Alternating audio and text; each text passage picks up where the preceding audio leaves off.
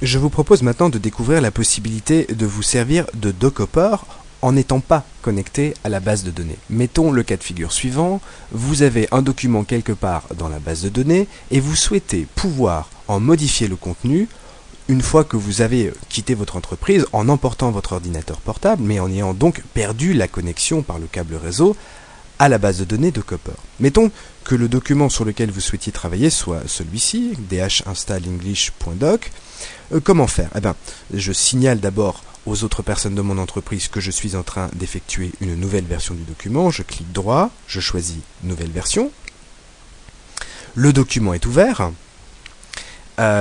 Et maintenant, si je vais dans Bureau Dockhopper, je vois que non seulement le fichier est ouvert, mais qu'il est présent ici dans la liste des fichiers en cours. Alors, je m'assure bien pour pouvoir travailler sur ce document plus tard que l'option synchroniser automatiquement les documents Office n'a pas été sélectionnée. C'est le cas ici. Ce qui va faire que lorsque je vais fermer, comme je m'apprête à le faire maintenant, le document dhinstalenglish v2, eh bien, il ne sera pas automatiquement synchronisé. Il est marqué ici prêt pour synchronisation, ce qui veut dire que je ne suis pas obligé de le synchroniser tout de suite. Alors, comment faire?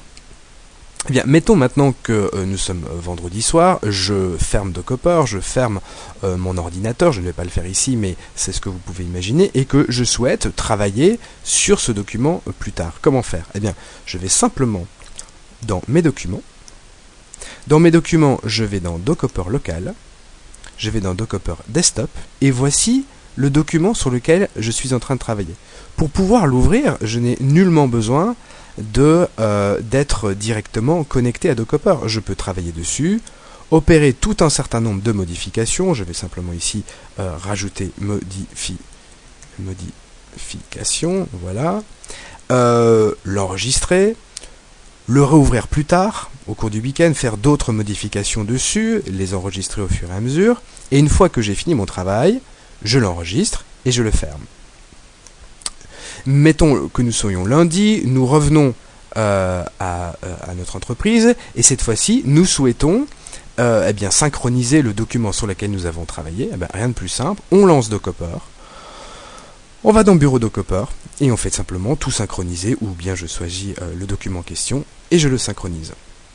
Voilà, ça c'est la possibilité de travailler sur un document en n'étant pas connecté à Dockhopper en roaming. Je vous remercie.